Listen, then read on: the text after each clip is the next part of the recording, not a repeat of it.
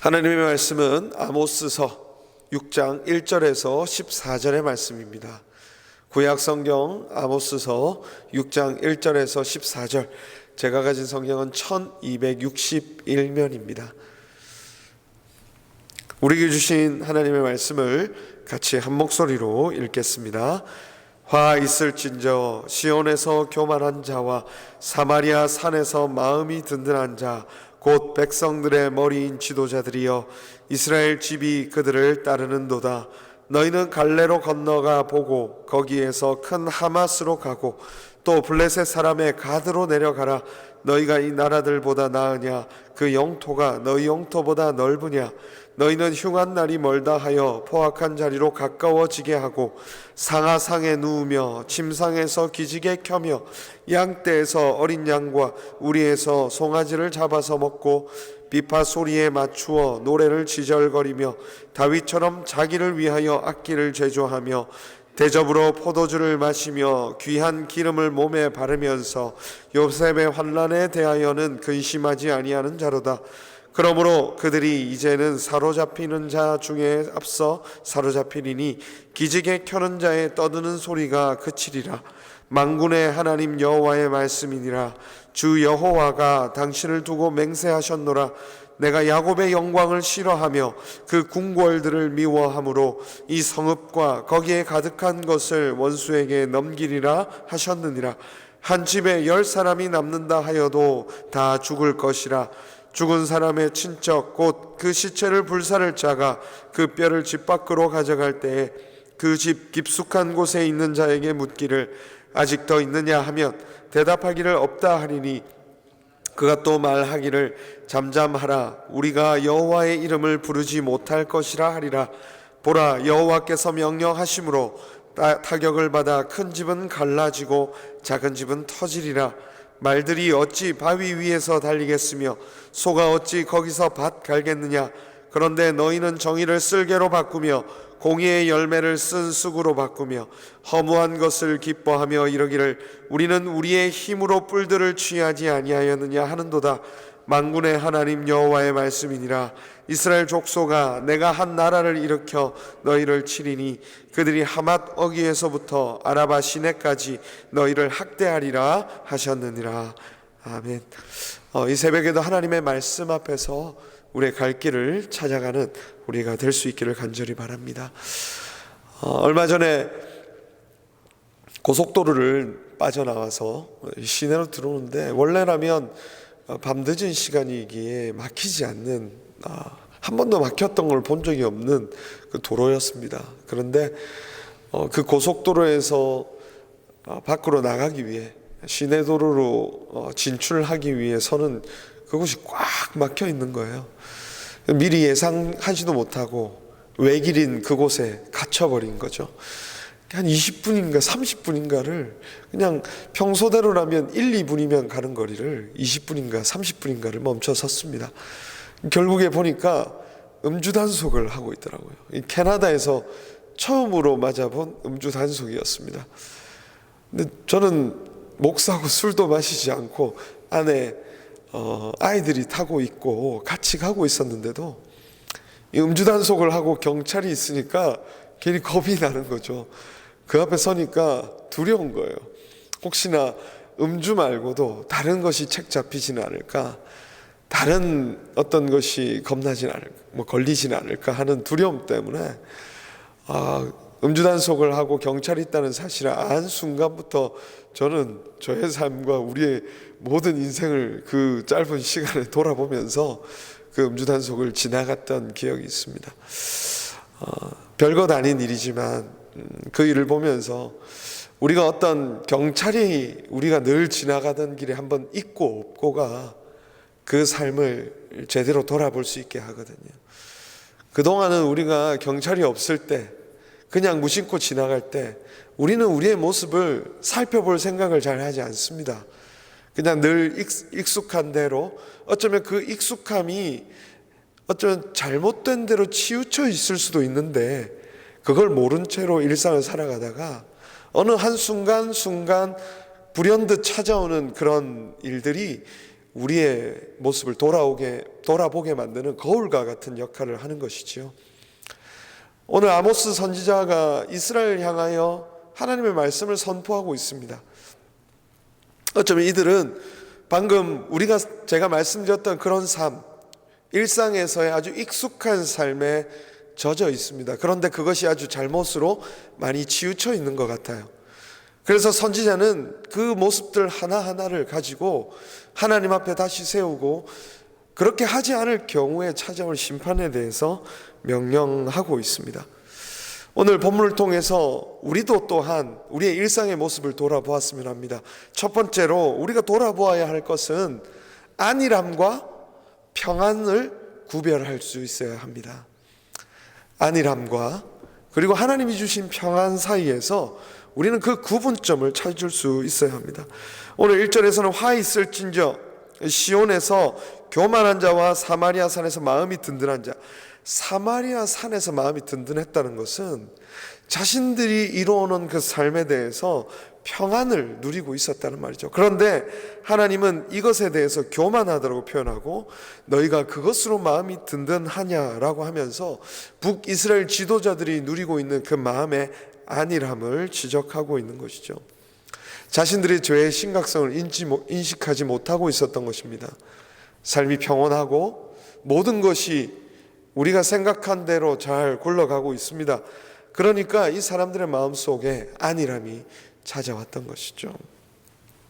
하나님은 쉼을 주기 원하십니다. 여러분 믿으십니까? 하나님 여러분에게 쉼을 주기를 원하세요. 여러분 하나님 평안의 하나님이심을 믿으십니까? 맞습니다. 하나님은 불안과 두려움에 우리가 떨기를 원하지 않습니다. 그러나 동시에 우리가 하나님께서 원하지 않는 자리가 있는데 그것은 안일함의 자리라는 것입니다.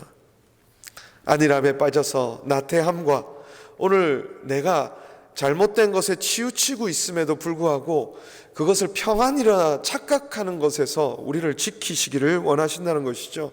여러분 조금만 나태한 생각과 영적인 안일함이 우리의 삶에 찾아 들어와 보십시오. 급속도로 빠져들어갑니다. 급속도로 빠져들어가요. 집을 치우지 않은 채로, 청소를 하지 않은 채로 그냥 집을 둬보십시오. 예민한 분들은 머리카락 하나 떨어져 있는 것도 못 보시는 분들이 있더라고요. 근데 여러분 익숙해져 보십시오. 집안에 먼지가 곳곳에 있어도 어느 순간 그것은 그냥 지나가 버립니다. 이것이 그래서 무서운 것이죠. 열심히 살고 있다고 해서 나태하지 않은 것은 아닙니다. 나태함이라는 것은 하나님 앞에서 하나님이 하라고 하신 일을 하지 않는 것도 나태함입니다. 열심히 하지 않는 것만이 나태함이 아니라 열심히 살고 있는데 하나님이 오늘 하라고 하신 일을 하지 않고 다른 것에 우리의 에너지를 쓰는 것도 나태함이라는 것이죠. 우리는 표대를 향하여 매일매일 주님과 함께 걸어가는 것입니다. 이 하루도 오늘 우리에게 주어진 쉼의 시간이 있고 또 우리에게 주어진 많은 에너지들이 있습니다. 그것을 가지고 평안을 누리지만 안일함의 자리에 빠지지 않도록 자신을 지켜 나가야 합니다. 두 번째로 사치와 향유를 구분할 수 있어야 합니다.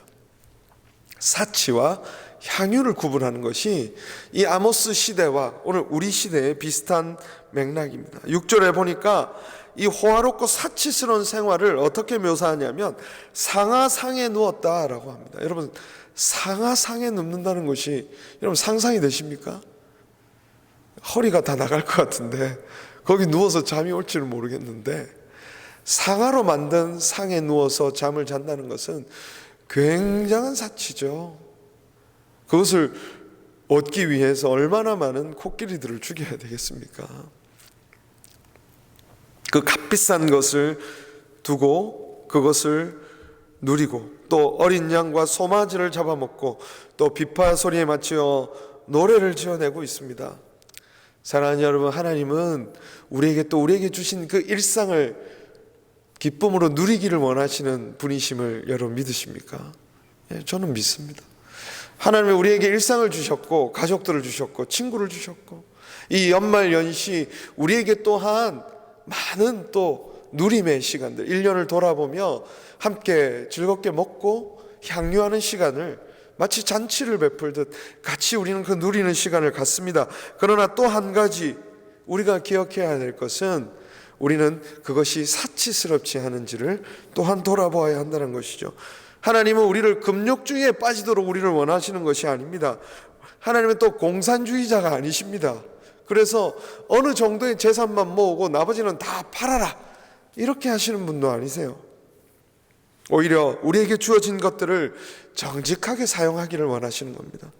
적절하게 사용하기를 원하시는 것입니다. 아름다운 곳에 사용하기를 원하시는 것이죠. 누구는 100만 원이 있고 누구는 1000만 원이 있습니다. 그런데 100만 원이 있는 사람이 오히려 그 100만 원 모두를 가난한 자들 위해 베풀 수도 있는 것이고요. 그러나 1000만 원이 있는 사람은 그 모든 것들을 자기를 위해 사용할 수도 있는 거예요. 이것은 돈의 많고 문제도 아니고 오늘 하나님께서 오늘 자신의 주신 물질을 어디에 쓰시기를 원하시는지 아는 사람들의 몫입니다. 때때로는 여행도 가는 것 아니겠습니까? 때때로는 주신 물질을 가지고 우리는 여행도 갑니다. 우리에게 필요한 것들을 삽니다. 그러나 하나님께서 오늘 이 물질을 어디에 사용하기를 원하시는지를 분명히 아는 것이 중요한 것이죠. 그러나 이 시절에 사람들은 어떤 행동을 했다고 나와 있습니까? 요셉의 환난을 인하여 근심하지 않는다라고 말하고 있죠.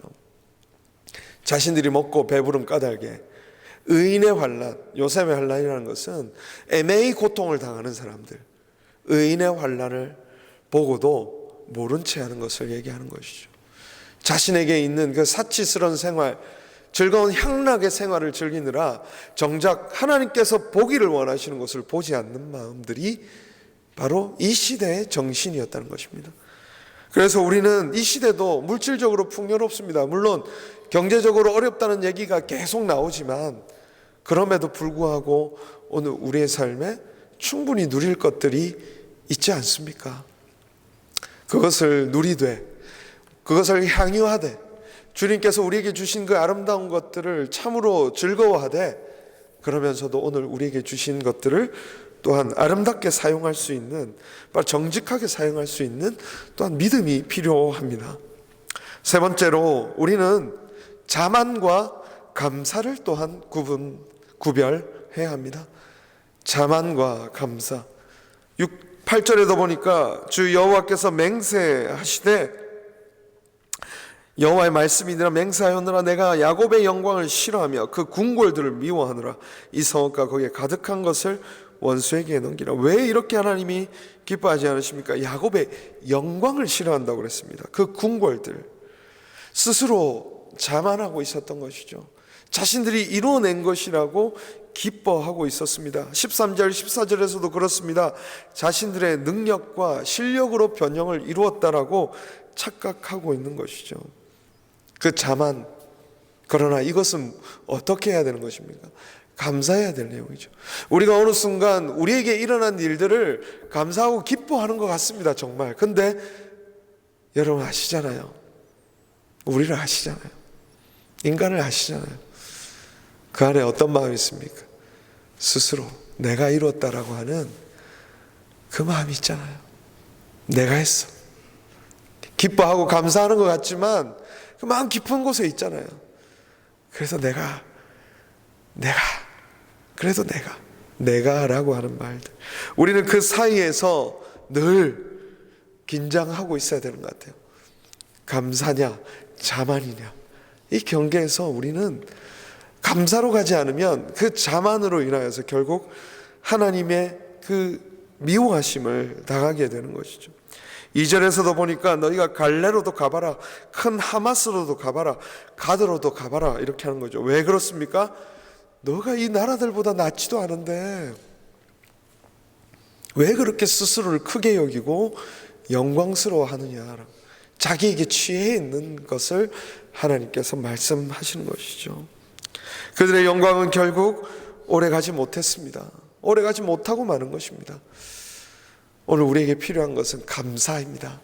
자만이 아니라 이 지난 1년을 돌아보며 내가 이거 했어. 그 마음이 늘 찾아오잖아요. 근데 그걸 몰아내고 은혜 아니면 설 수 없습니다. 매일의 아침에 일어나서 우리가 이렇게 고백했으면 좋겠어요. 하나님, 오늘 이 하루도 은혜 아니면 살아갈 수가 없습니다. 하나님 오늘도 주의 은혜로 살아가게 해주십시오. 또 하루를 마칠 때 오늘 이 하루가 은혜였습니다. 은혜가 없이는 한순간도 모든 일들이 제대로 돌아갈 수 없었습니다. 아침과 밤, 우리는 그게 우리를 지키는데 안전할 거라 생각이 듭니다. 말씀을 맺겠습니다. 우리는 안일함과 평안을 구별해야 합니다. 안일함인지 진짜 평안 속에 있는지, 우리는 진짜 사치를 하고 있는 것인지 아니면 정말 향유하고 있는 것인지, 우리는 자만하고 있는 것인지 아니면 감사하고 있는 것인지, 우리의 모습을 늘 성찰하며 매일 거울을 보는 겁니다. 나의 머리는, 나의 옷가짐은 어떤지, 마음가짐은 어떤지, 주님 앞에서 거울을 보듯 자신의 삶을 돌아보면서 바른 자리를 찾아나가는 저와 여러분 될 수 있기를 주님의 이름으로 축원합니다. 기도하겠습니다. 하나님 아버지 감사합니다. 늘 오락가락하는 인생입니다. 늘 흔들리는 인생입니다. 늘 자기에게로 기울고 죄에게로 기우는 우리의 인생입니다. 주님, 다시 한번 우리를 주님의 말씀 앞으로 세우시고 겸손한 주님의 자리로 인도하여 주시옵소서. 매일 아침 이렇게 고백하기를 원합니다. 주의 은혜로만 살기 원합니다. 은혜가 아니면 살 수 없습니다. 주님 때문에 여기까지 왔습니다. 앞으로 내 삶도 인도하여 주옵소서. 에베네셀의 하나님을 늘 고백하며 우리의 인생을 주님께 맡겨드리는 이 2024년을 마무리하고 또 2025년을 시작하는 이 시점이 되도록 우리에게 긍휼과 자비를 베풀어 주옵소서. 여러 가지 환난을 당한 자 있습니다. 여러 가지 경제적인 어려움과 신분의 문제, 직장과 학업과 가정에서 곤란을 당하고 있는 자들이 있습니다. 긍휼히 여겨주시고 하나님의 선한 손길로 하나님을 믿고 나아갈 수 있도록, 하나님의 인도하심을, 공급하심을 누릴 수 있도록 인도하여 주옵소서. 특별히 하나님의 조춘혜 권사님의 건강을 붙들어 주시기를 소원합니다. 하나님 긍휼과 자비로 베푸시고 가족들을 붙드시며 위로하시며 하나님의 치유하시고 도우시는 손길, 혈관과 세포와 그 뼈마디 하나까지도 주님 돌보시고 살피셔서 하나님 회복의 자리, 은혜의 자리로 인도하여 주시옵소서. 하나님께서 모든 것 지키시고 우리에게 선하게 이끄실 줄로 믿고 거룩하신 예수 그리스도의 이름으로 기도합니다. 아멘.